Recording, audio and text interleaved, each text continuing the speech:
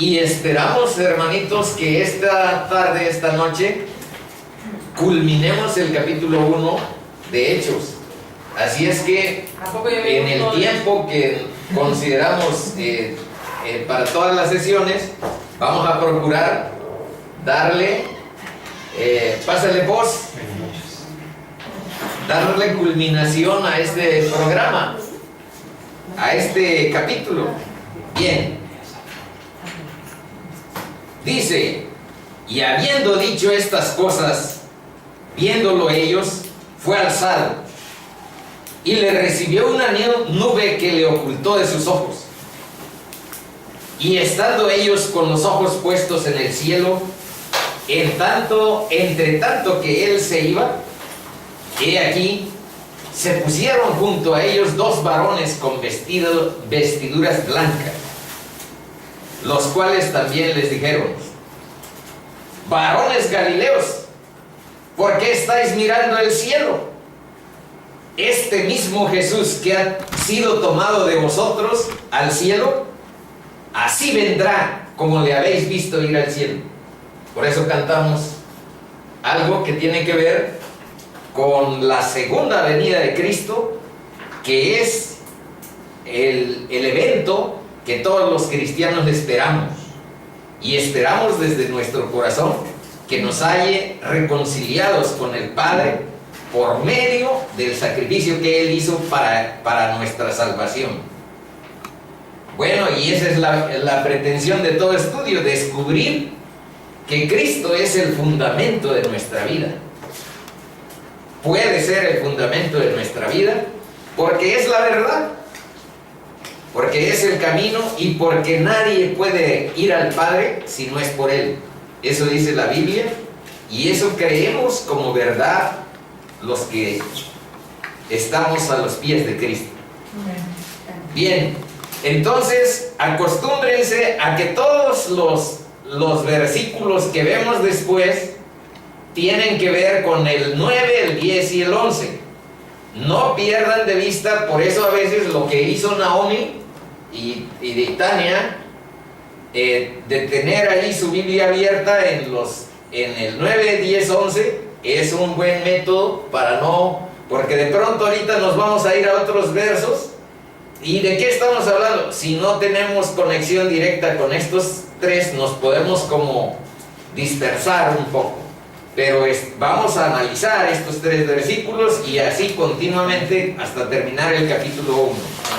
Bien, dice aquí en Efesios 4 que el que descendió, Jesús, el Cristo, el que descendió, es el mismo que también subió por encima de todos los cielos para llenarlo todo. Ni más ni menos, está a la derecha del Padre y es Dios. Ahora, bueno, lo que sigue en su material, página 13, está lo siguiente. Y aconteció que yendo ellos y hablando, he aquí un carro de fuego con caballos de fuego apartó a los dos, y Elías subió al cielo en un torbellino. Viéndolo Eliseo, clamaba: Padre mío, carro de Israel y su gente de a caballo. Y nunca más le vio, y tomando sus vestidos los rompió en dos partes. Habla de unos versos de la Segunda de Reyes que registran un hecho, que es que Elías, un profeta de Dios, un hombre de Dios, cuando ya era anciano, después de haber tenido unas experiencias que en ese libro de Segunda de Reyes pues se narran y tienen gran significado. Una de ellas es que estuvo en contención, en contienda contra muchos profetas que adoraban a Baal, y los retó y les dijo: bueno, oren a su Dios para que caiga fuego y haga una ofrenda y se incendie un ovillo que estaba ahí descuartizado, y después de que ustedes oren, yo oraré a mi Dios y veremos quién es el Dios verdadero. Bueno, pues ahí les costó la vida a todos los profetas falsos que adoraban a Baal, porque solo la oración de Elías tuvo eco, porque solamente hay un Dios, los demás son ídolos. El Dios de la Biblia es el único que registra los eventos tal y como se han profetizado. Por eso, si en la Biblia dice que habrá un arrebato de la iglesia de Cristo y habrá una segunda venida de Cristo, pues es un evento que seguramente vendrá. Así está en la palabra y así lo creemos.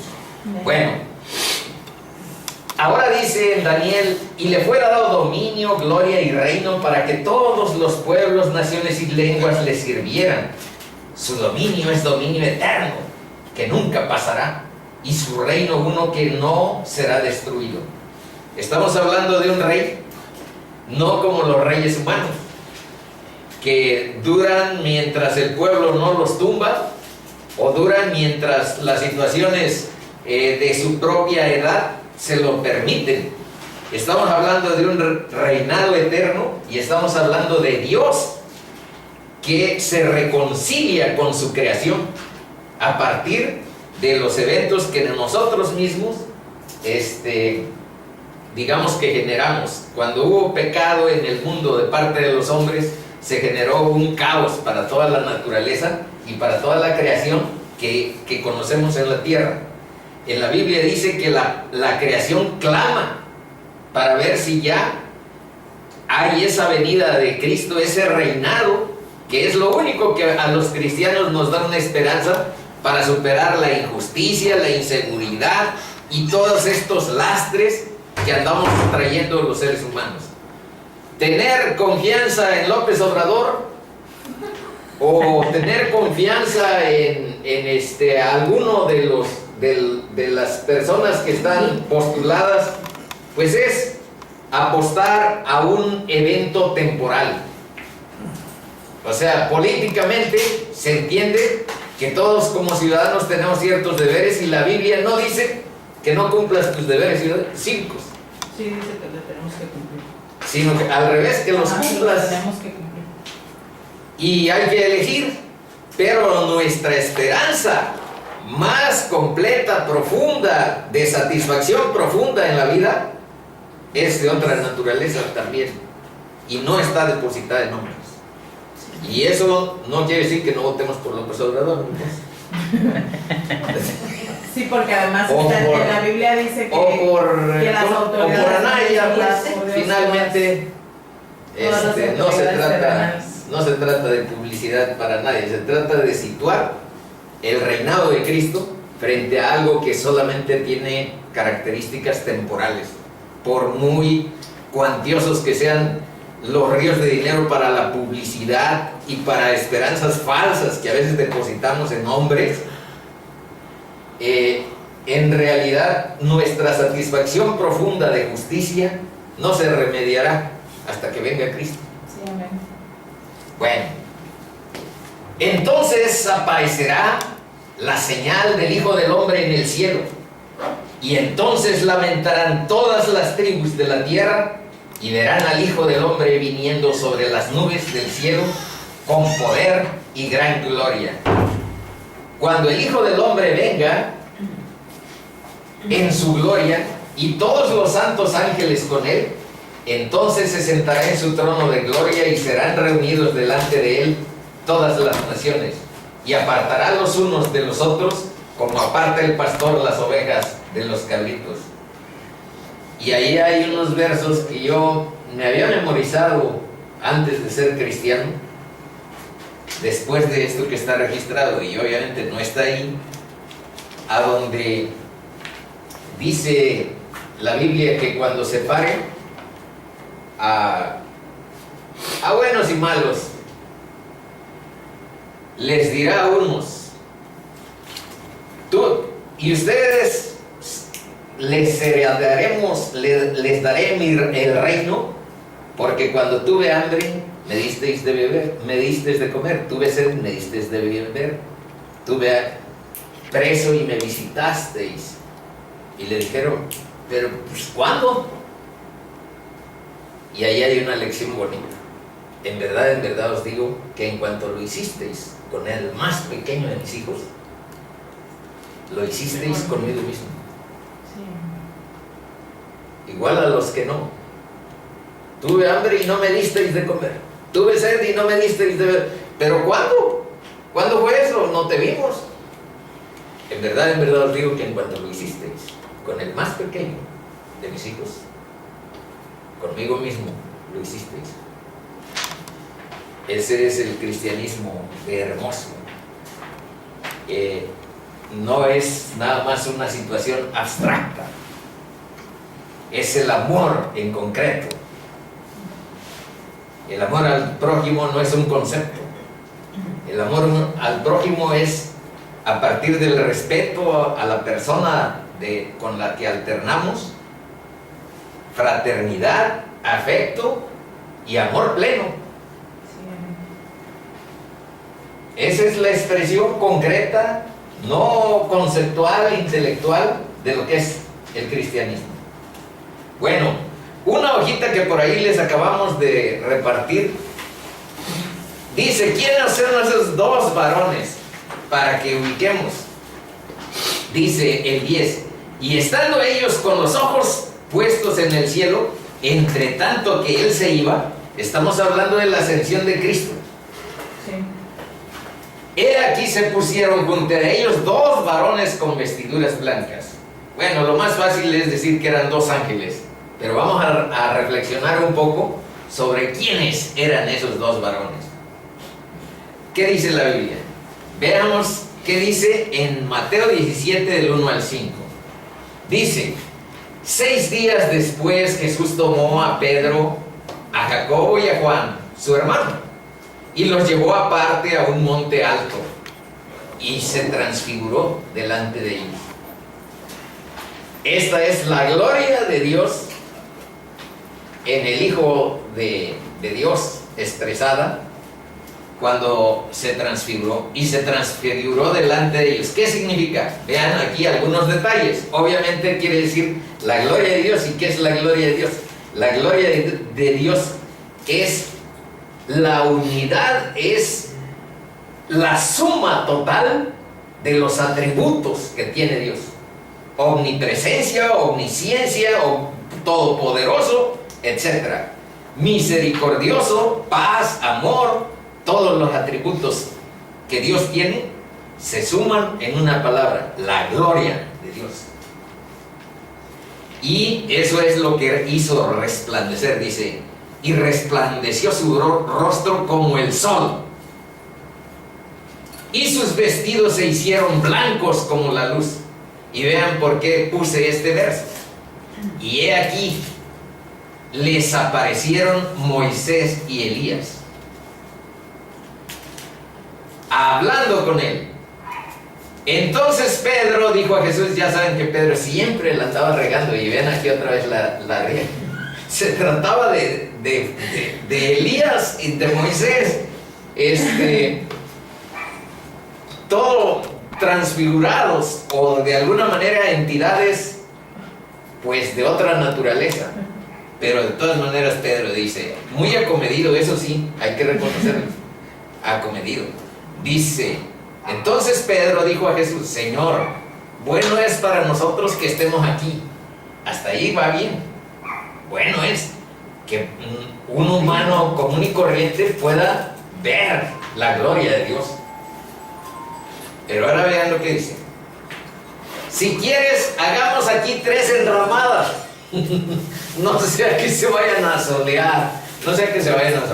Hagamos 3 enramadas. Una para ti, otra para Moisés y otra para Elías. Bueno, muy atento, muy amable, pero no había entendido cuál era la naturaleza de las personas que estaban ahí presentes. Porque Moisés y Elías ya habían fallecido. Ya habían fallecido. Eran del Viejo Testamento. Ándale, pero por eso ve que estaban ahí. Por eso estoy tratando de articular este versículo 10 con los dos varones con vestiduras blancas.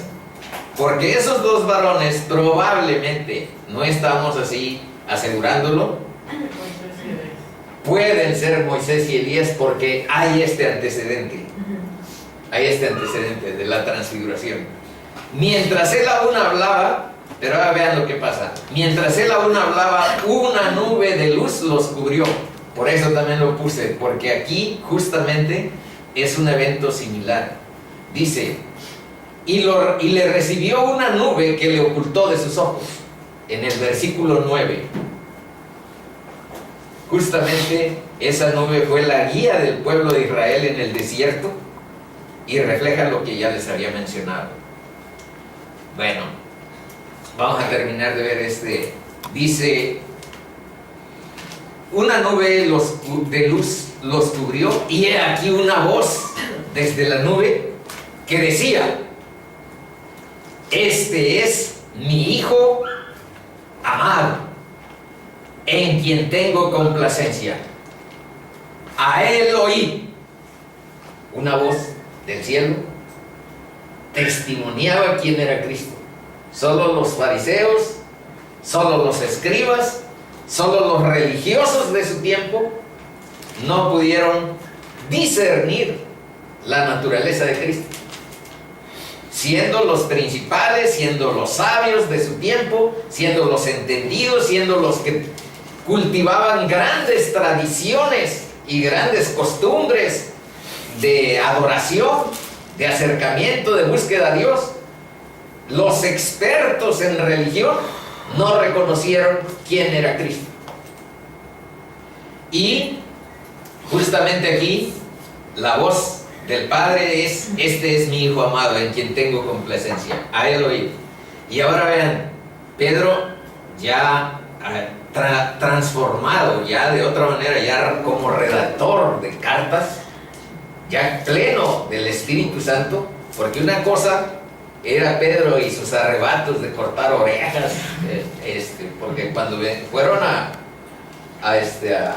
apresar a Cristo, sacó su espada y le tiró un machetazo, le voló una oreja. Bueno, ahora vamos a ver a Pedro con otras características. Vean lo que dice. Y nosotros oímos esta voz enviada del cielo cuando estábamos con él en el monte santo. Está hablando de esta transfiguración. Oímos esta voz enviada del cielo. Y si ustedes no me creen, más o menos así hay que entender lo que dice.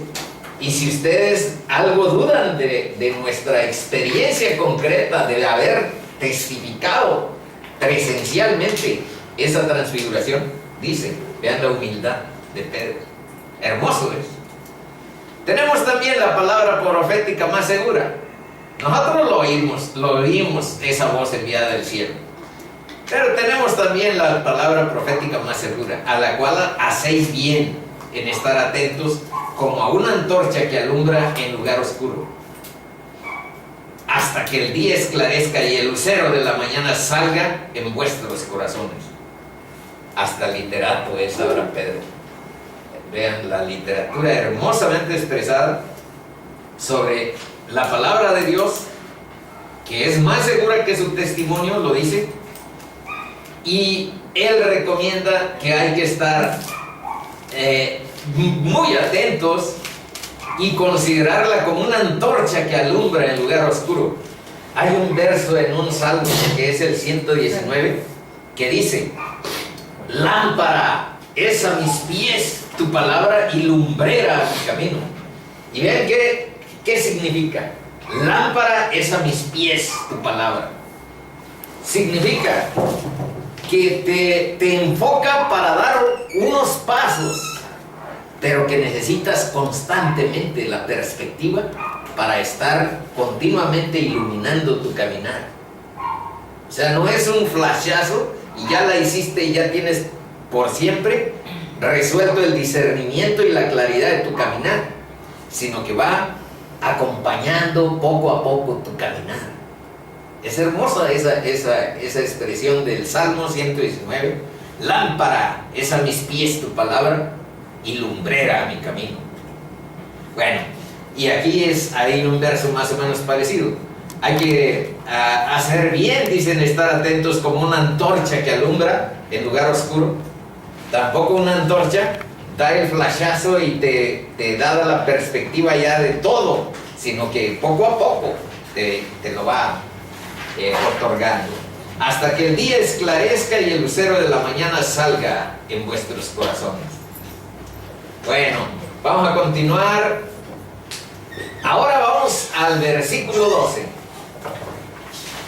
El versículo 12 dice: entonces volvieron a Jerusalén desde el monte que se llama del Olivar, el cual está cerca de Jerusalén, camino de un día de reposo.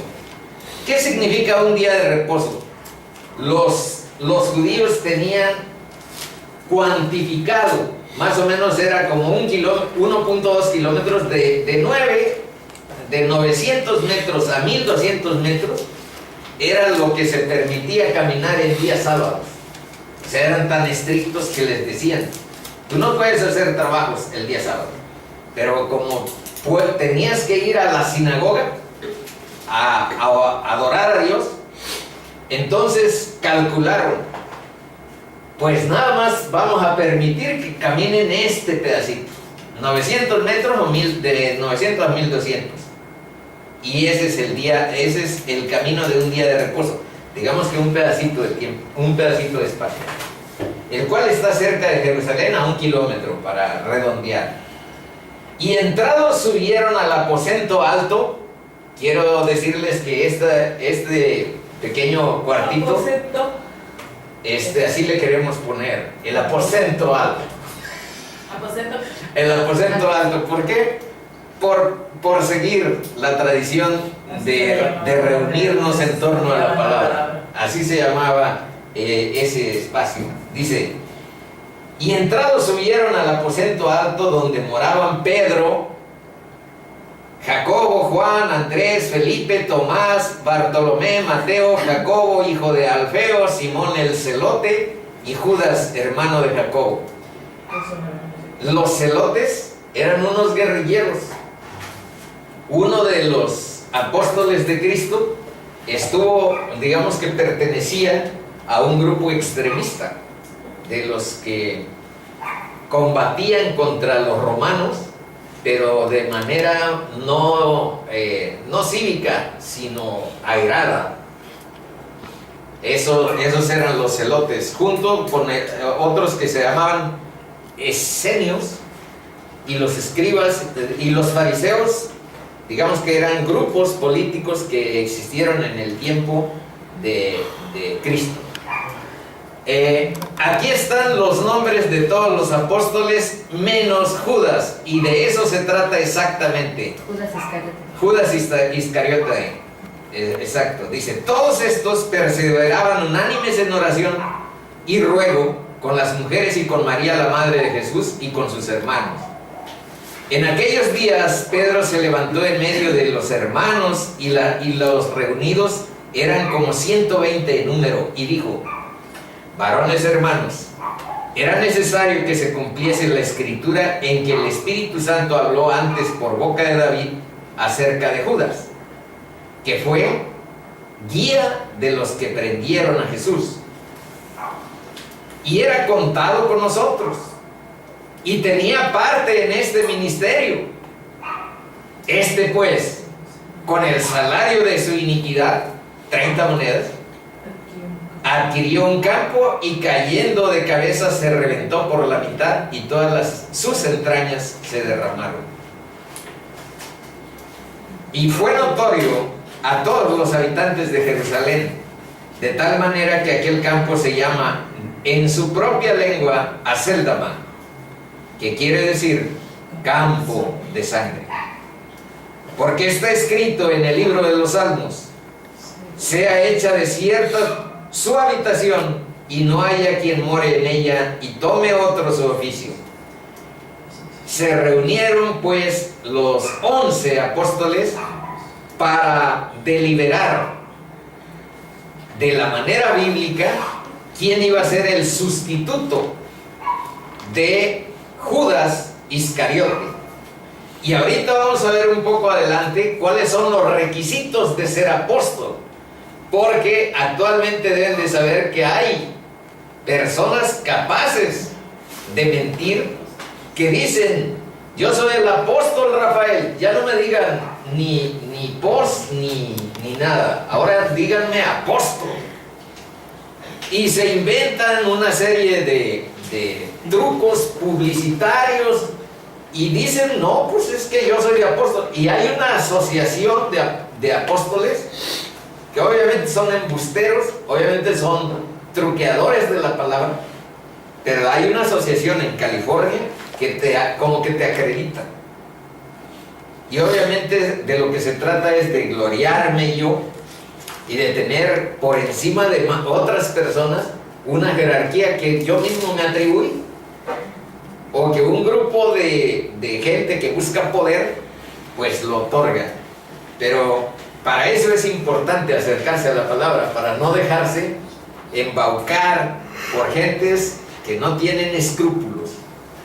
Aún el hombre dice: de mi paz, en quien yo confiaba, el que de mi pan comía, alzó contra mí el calcañar. Esto es lo que está diciendo en el verso 16 la palabra. Dice: antes por boca de David, acerca de Judas, que fue guía de los que prendieron a Jesús. Está en el Salmo 41:9 esta mención de que iba a haber un traidor entre los 12 apóstoles frente al Mesías. Deben de saber que todo lo que sucedió con Cristo fue profetizado con años de anticipación. Que iba a venir, número 1, capítulo 53 de Isaías, que iba a padecer. Todo estaba de alguna manera dicho con anterioridad, y que lo iba a ser traicionado por alguien también. Vamos a ver otros versos. No hablo de todos vosotros, dijo Cristo, yo sé a quienes he elegido, mas para que se cumpla la escritura, el que come pan conmigo levantó contra mí su calcañar. Es casi una cita del Salmo 41:9. Bien, Judas, pues, tomando, aquí es una descripción, yo creo que, bueno, hay que leerla, aunque parece muy cruel. Judas, pues, tomando una compañía de soldados y alguaciles de los principales sacerdotes y de los fariseos, fue allí con linternas y antorchas y con armas. Pero Jesús, sabiendo todas las cosas que le habían de sobrevenir, se adelantó y les dijo: ¿a quién buscáis? Le respondieron: a Jesús Nazareno. Jesús les dijo: yo soy. Y vean lo que pasó. Y estaban también con ellos Judas, el que le entregaba. Cuando les dijo: yo soy, retrocedieron y cayeron a tierra. Por la autoridad. Por la autoridad y el poder de quien era Cristo. Cuando estaba Cristo en Getsemaní, orando y llorando y sacando sangre como sudor por los poros, no era porque tuviera miedo a que lo azotaran, a que tuviera el dolor físico de la crucifixión y de los clavos que le atravesaran las palmas de la mano. Hubo apóstoles como Pedro y otros que sufrieron cosas indecibles y que estuvieron imperturbables. Todavía Pedro les dijo: pónganme de cabeza porque yo no soy digno de ser crucificado como mi Señor. ¿Y por qué Cristo estuvo llorando y sudando sangre por los poros? Porque iba a ser separado de su Padre, porque iba a tener encima de él tus pecados y los míos, manito. Y ese era el terror del que nunca pecó, de cargar con las culpas de todos nosotros. Esa era pero para eso vino, para salvarte a ti de tus de tu condenación y para salvarme a mí de mis inmundicias. Y algo ahí está reflejado.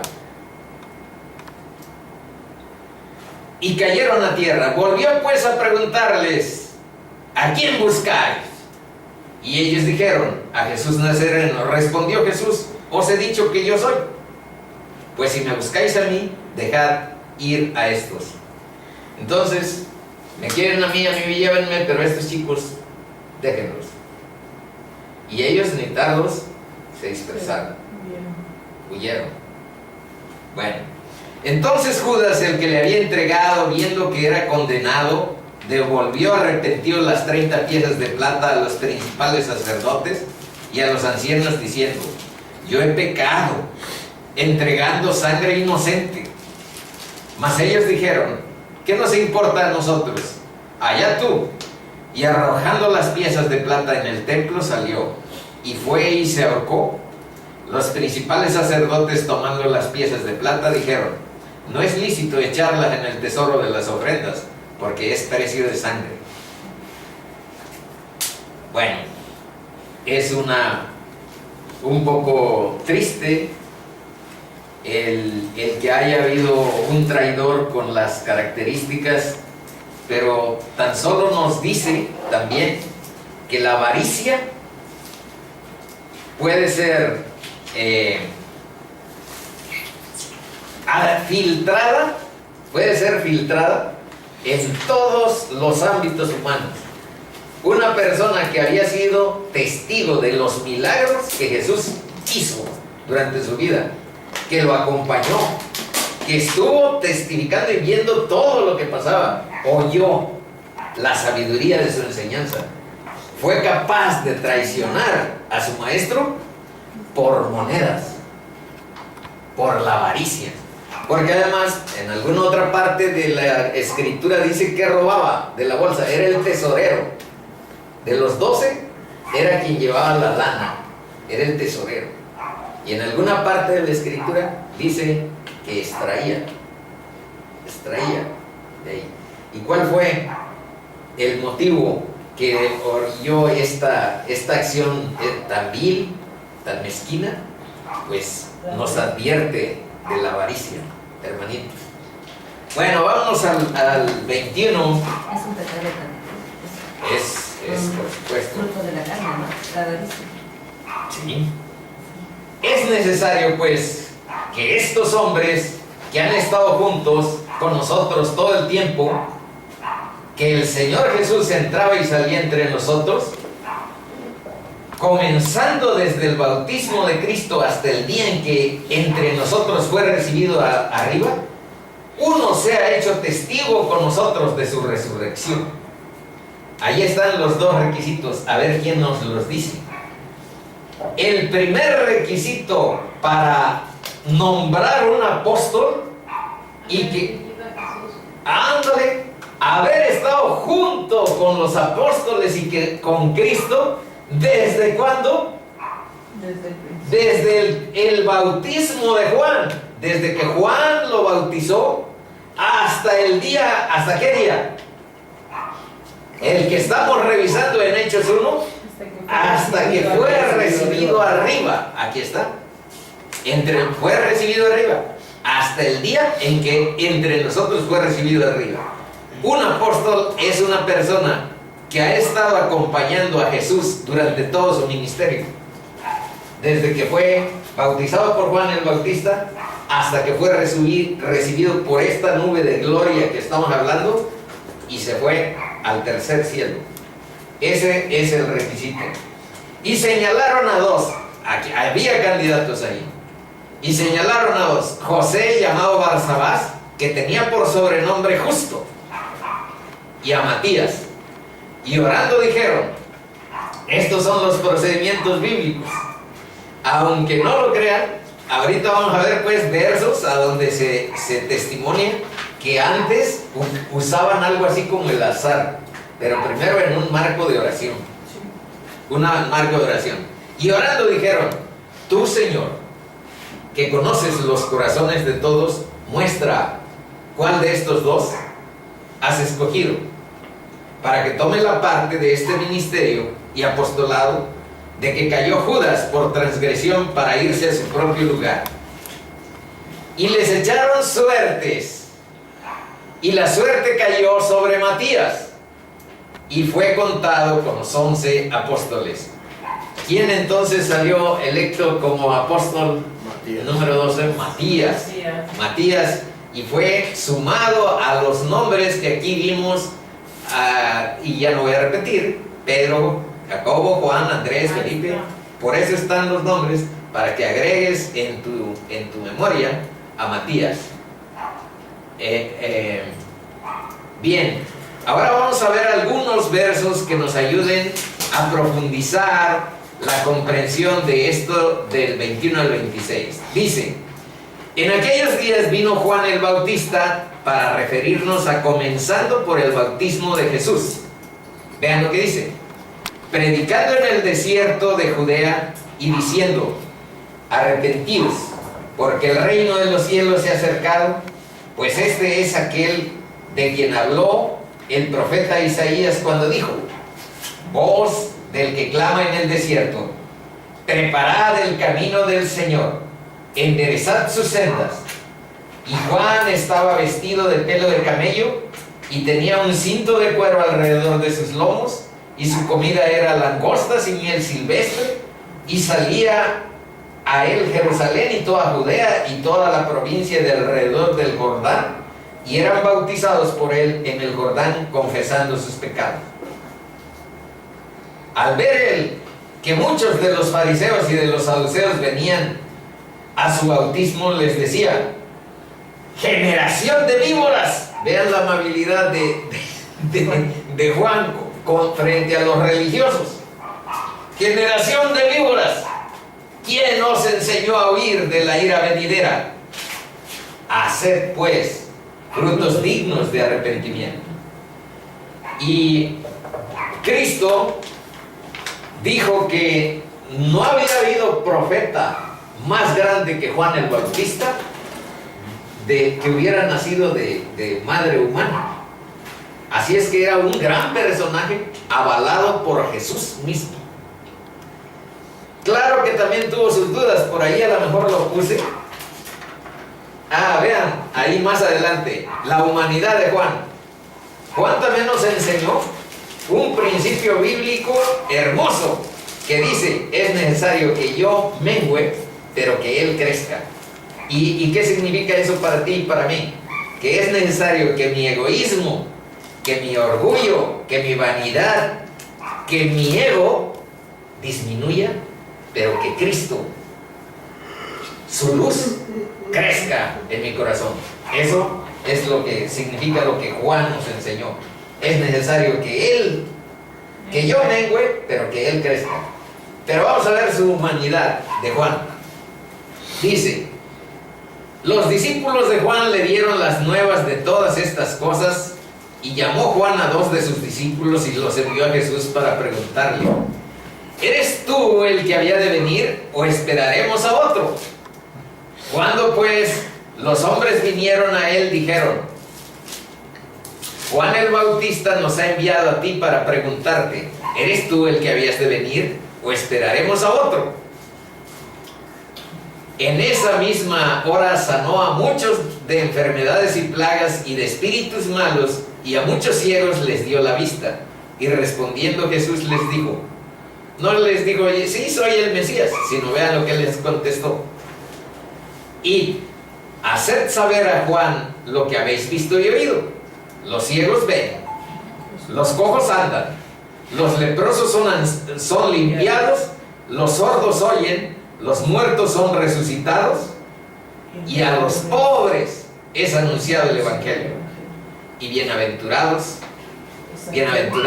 es aquel que no halle tropiezo en mí. Eso le contestó a Juan.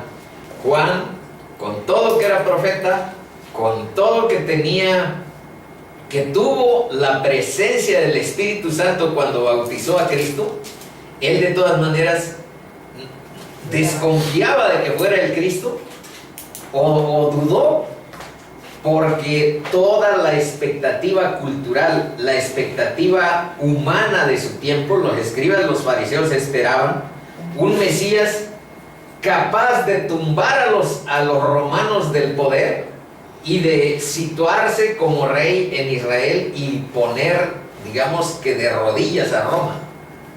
Y Cristo no vino a eso en ese momento. Vendrá a ponerse sobre todo imperio y sobre todo reinado. Por eso es rey de reyes y señor de señores, pero no en el tiempo que ellos pensaban. Y esa fue una situación que hasta Juan de alguna manera se vio incluido.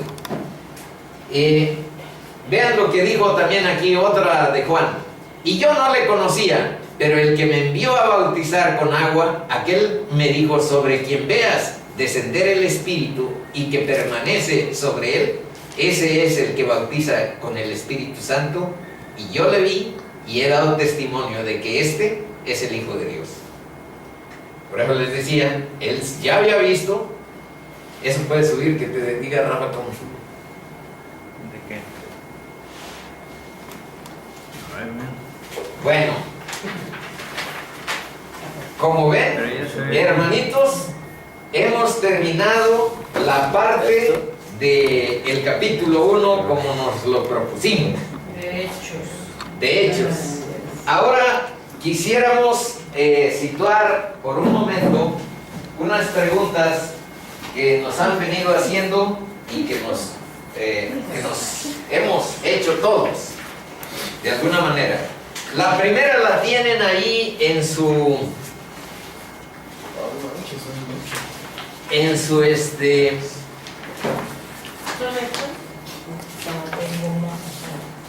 una hoja suelta. No tengo nada. Hay un dicho aquí.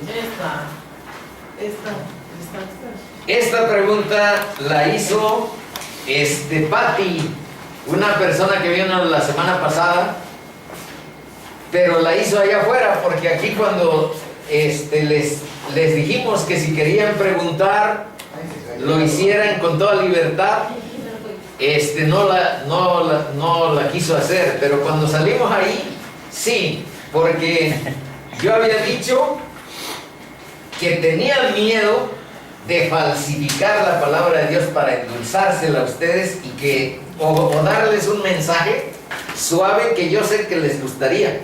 Mi hermana en una vez me dijo, pues habla de la Biblia, pero danos mensajes positivos,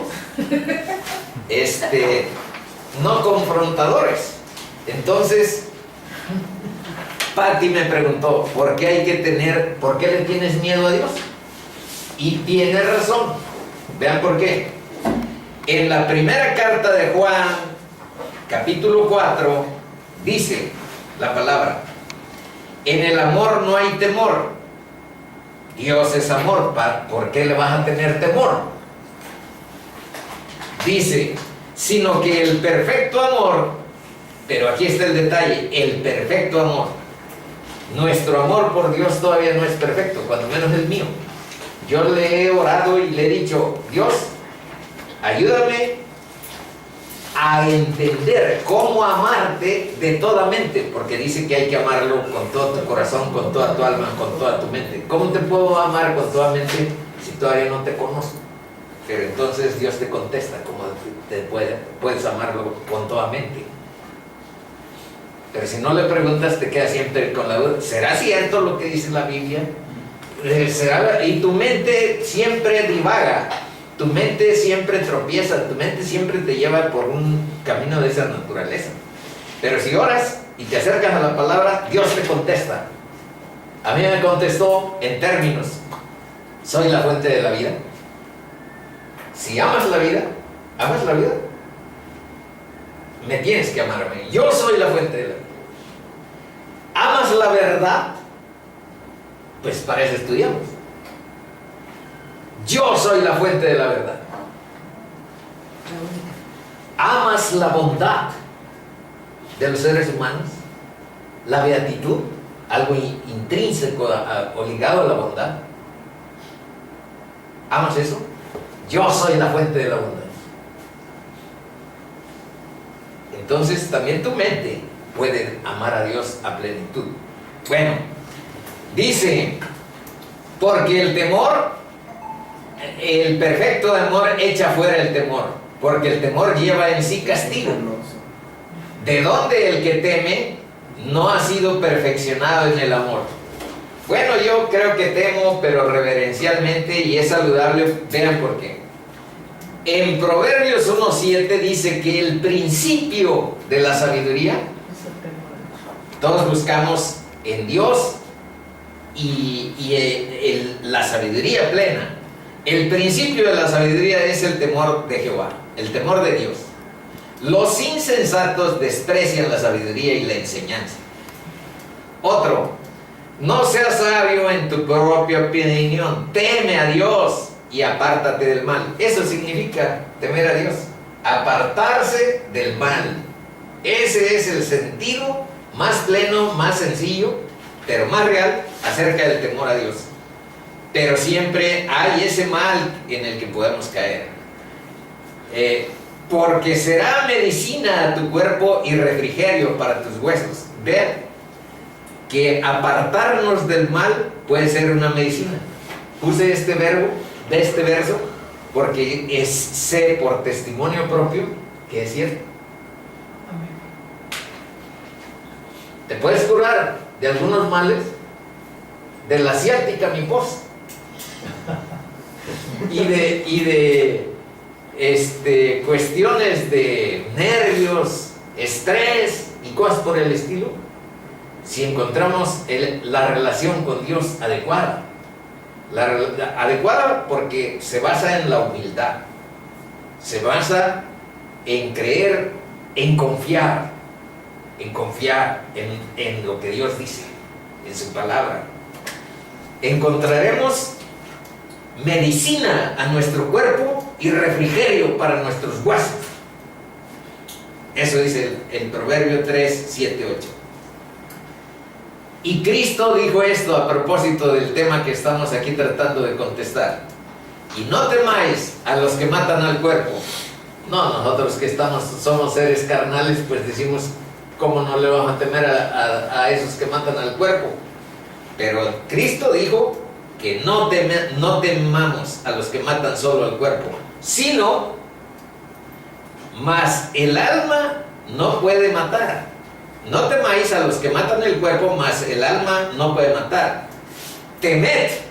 Vean, porque si hay que tener cierto temor reverencial ante Dios, Cristo lo dijo, temed más bien a aquel que puede destruir el alma. El único que puede destruir el alma es tu Creador.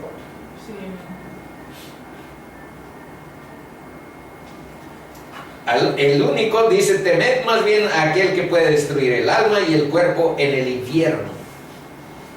Entonces con Dios hay que tener una relación saludable de temor reverencial, porque no somos tan plenamente buenos. El perfecto amor está en proceso de construcción y por ende